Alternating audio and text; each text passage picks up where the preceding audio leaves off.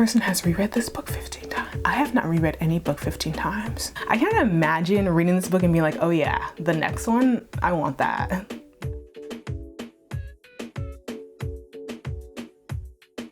Hello everybody, my name is CHIOMA or Chi, and today I'm going to be reacting to 5-star reviews of my least favorite books that I read in 2020. You know, I figured this one was a better one to do before I jump into reacting to 1-star reviews of my favorite book, because I'm gonna get my feelings hurt. I already know, I feel it, and I don't want to get my feelings hurt. So I'm going to react to people who loved, who adored, who had raving reviews about the worst books I read in 2020. So stay tuned. Okay, the first book I'm going to be reacting for is To Woo a Warrior. See, listen, this was when you see, I'm a paranormal romance girl. That's who I am. So I was looking for something to get me over my Gina Showalter Lords of the Underworld series hangover. So, you know, I went on a little GOODREADS chat, so they recommended me To Woo a Warrior. And this book was so bad. Underdeveloped characters, the storyline was so just ridiculous. It just didn't make no sense. It went from I don't like you and I'm mad because I'm 7'2" to like now we're in love. There was just a lot going on and I did not like this book at all. So it's about a girl who is asked to try out for this supernatural TV show because she's like really tall and really strong. So she tries out for the TV show and it turns out that the supernatural TV show is actually just a front for actual supernatural beings actually trying to solve supernatural mishaps. And one of the main guys is really interested in her, but because she's so tall and so muscular, she has like, you know, you can't be interested in me, but he's coming real strong, coming real hard, like I'm so interested in you, and she's just like, no you're not. And it just goes like that until like the last 10 pages where she's just like, oh my gosh, maybe he is interested in me. I didn't like the paranormal aspect, I didn't like the romance aspect. In a paranormal romance there's actually nothing else, so I give this 2 stars. So let's see what people who loved it have to say. I'm so curious. Okay, To Woo a Warrior, Southern Sanctuary, book 1 by Jane Cousin. So let's see what the people have to say. Who gave it a 5-star review?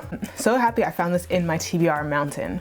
The fact that that means this person has it physically and not read it on Kindle Unlimited where I read it, so it was like free-ish. That's crazy because I would never buy it, but you know, go ahead. And I love it when I unexpectedly find a gem like this, even better if it's in the first in the series. That's another thing. For the first in the series, I do not think it's set up for having any other books. I understand that they introduced a lot of characters, but you know when the author does a thing where all of the characters kind of mold together because they can only write one personality, and the only like distinguishing factor between personalities is like, I'm a tough girl, I curse, I'm a dainty girl. It's like, you know, when they write, I don't know, I felt that way.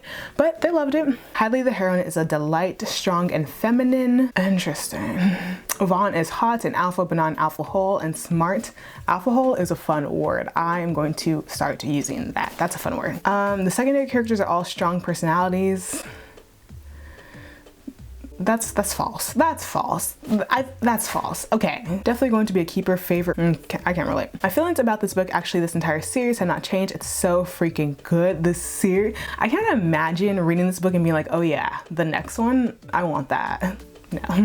I've forgotten how much Hadley and Vaughn give me the feels. I don't even remember them feeling any, and I'm just getting flashbacks to that ending scene. It was this whole, okay, but apparently they loved it. I love this book, honestly, from the, I love the honestly after I love this book is like, I really did. Like, I want to convince you.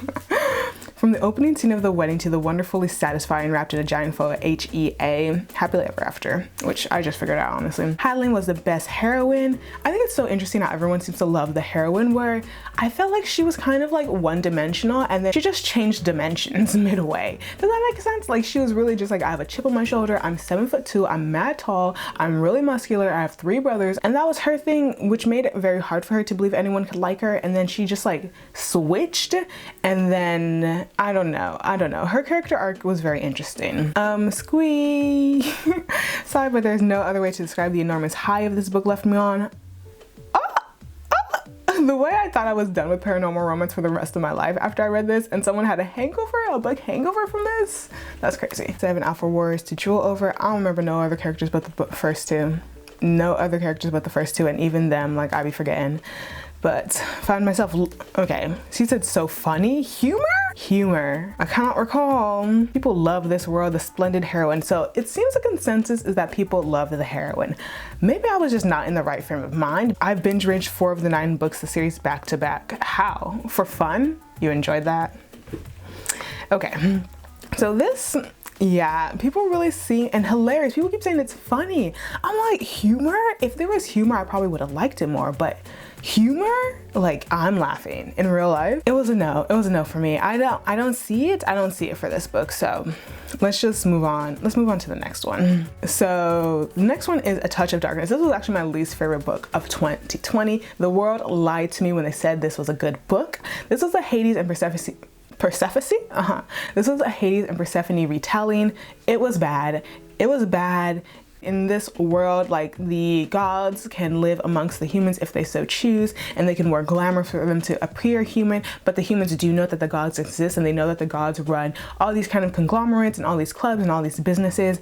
And Persephone in this doesn't have any powers, so her powers haven't shown, but she's still a goddess, and she's working at a journalism school. So she meets up with Hades through a series of events, and they kind of start a contract. She kind of ends up in a deal with him because that's what he does. He makes a deal for like human souls and other things that humans want, and she ends up in one of these deals with him, and he takes her to the underworld. It was the writing for me.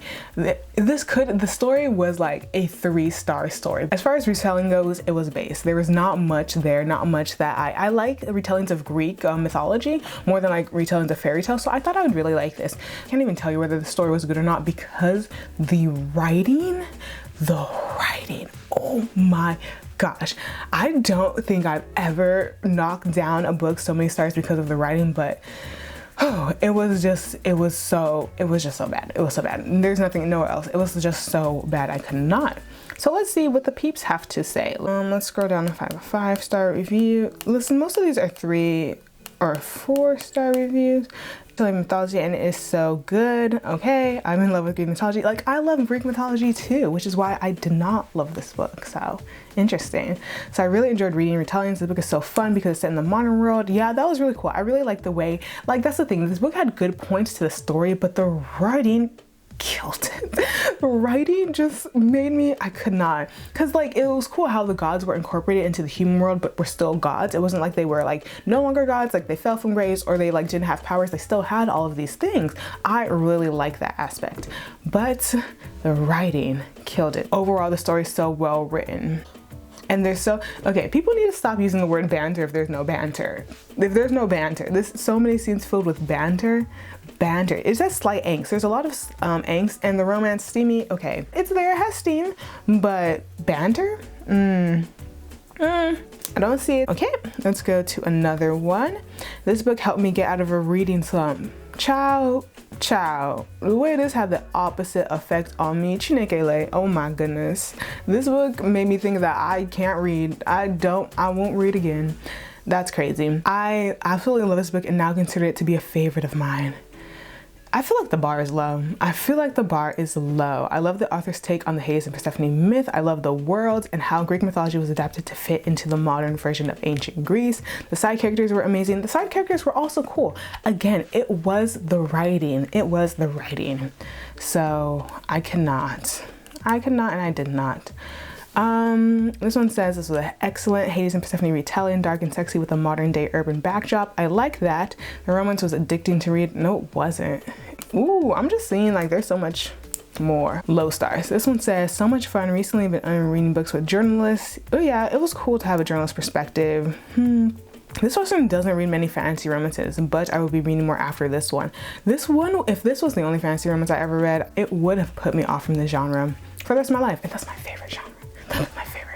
I definitely never read anything like this before. The Steam, okay. People really like the Steam. I feel like people who are into introduction to Steam, I feel like this was like a mid to high tier Steam, so I can see that. Attention, call anyone who likes Hades and Persephone mashups, sexual tension, deals, deceptions, blackmail, falling in love. I saw none of these things there. This person says, I have no complaints. I loved it. Loved what? Okay, I think the thing with this is a lot of people were able to get past the writing and enjoy the story. I just was not, and I feel like I read Twilight and I was able to enjoy the story and get through that writing. But this, maybe because I'm older, but this, I could not. So that's enough of this one because I don't want to talk about it anymore because I hated this book. Let's go to Stolen, Magi Rising book 2. See, this was a book 2, and my thing with this, I'm going to review it here without giving any spoilers to book 1 because this book made 0 sense in the series. 0 sense. It was, you could have dragged and dropped this and said this was a standalone. You could have said this was by a different author. You said this is a different world. You could have said this book has no relation to the first book, and I would have been like, yeah, I see it. There's nothing in common. Where are the main characters? All of the characters in book 1 gone, vanished, disappeared. They don't exist. So anyways, this is just a sequel, so let's see. Good. How do you give it 4 stars and the first thing you say is good and bold? And not great, not excellent, it's good, but I'm gonna bold it. I mean, I saw this recommended by Lee Stone, so I have to try it. I don't think I've read anything by this author before, but I really enjoyed this book. Oh my gosh, you see, this person didn't even read the first book and they enjoyed it.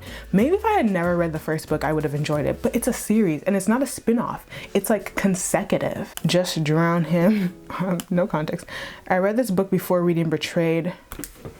So this person also read the second book before this first one and gave it 5 stars.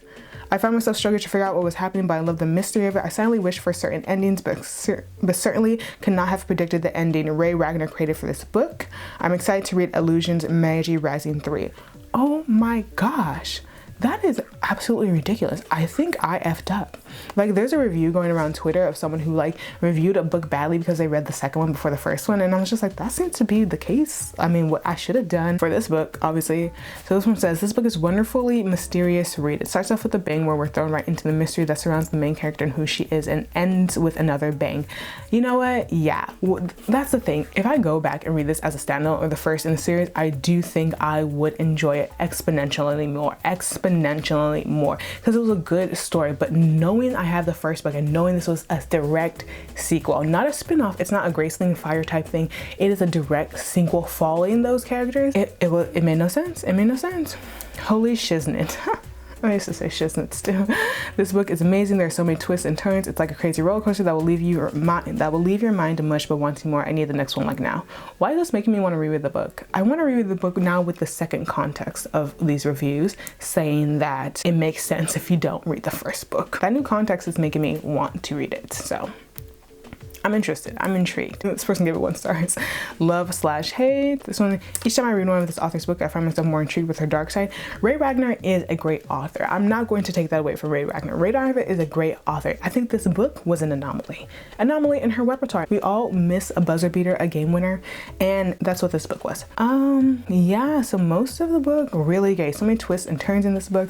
I'm intrigued and can't wait for the next one. If you read the Darkest Dre series, Darkest Dre series goes off. The Darkest Dre series goes off. It goes off. So I appreciate the shout out to that series because that is really when Ray Wagner shines. This book, on the other hand, was not. It was not. So I'm gonna stop here and go to the 4th book because this is getting too long, but that is a book, this one I actually read in 2021, but that is Burn for Me, and it's a Hidden Legacy #1. Now this one's gonna be fun because people adore this book. I am a cold, silent, short, whatever that word is, minority in hating this book. The average rating is 4.32. After about 45k reviews. Like, that's a lot of reviews for it to be that high up. So let's see what the people got to say. I'm not one of those who swears a favorite author can do no wrong, but it's real love, I swear. Rocked my socks off as much as Kate Daniels' book ever has. So I already gave a synopsis. It's kind of like a mystery. A girl is hired to solve the mystery of one of these supreme magical beings who's an arsonist. She has to team up with this kind of like military, really, really powerful magic person, and they're supposed to have a romance, supposed to. Keep in mind, supposed to, and there's a mystery. So this book rocked my socks off as much as Kate Daniels' books ever has, and while Andrew's team has a unique voice, as I'm single, this book is not. This is a long review, I can't read this. This one, I do like the family, so that's cool. So this one's pointing out the great things about this book. I do like the family. I do like the family, like the mom, the grandmother, the brothers, the cousins. I do like the family. I love when families are incorporated in books. In this book, sorry if you hear a dog. It's not my dog. It's my neighbor's dog. It's really loud. It's very excited. It's a very happy dog. So you may hear it. Love the family. I absolutely adore the family. I love when families are in books. It's one of my favorite things, whether they're regular families or found families. I love it.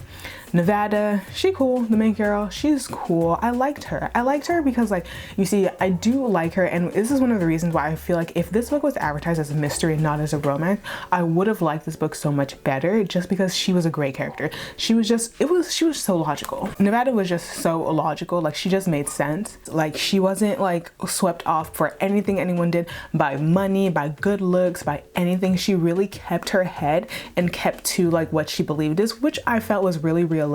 She really kept to that throughout the story, and I absolutely love that. So yeah, she was a redeeming point. The family and the main girl character in Nevada were the redeeming points. Also, her magic, I'm really interested in how to delve deeper into like what her magic is, but I'm not gonna read the rest of the book, so I'm not gonna be delving deeper. I kept saying Roger in the book. It might be Roger, but they said I'm swooning. He's just perfect. False.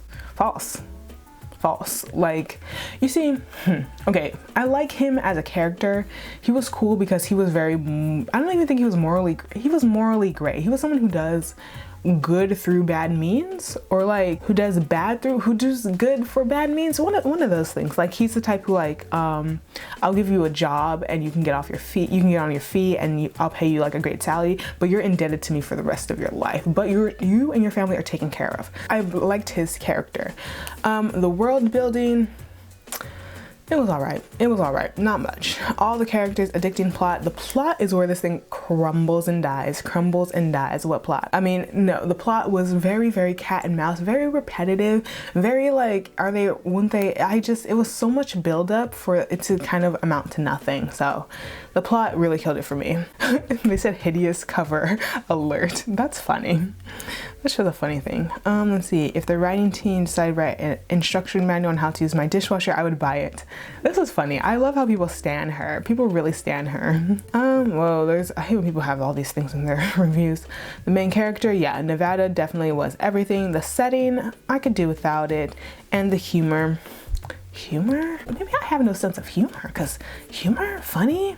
You see, but do notice that no one's mentioning the romance. Not one review has mentioned the romance, because there is no romance. And I do believe I would have loved this book a lot more, or loved it at all, if I didn't go into it thinking it was a paranormal romance, because that's what it says on the back. It says paranormal romance.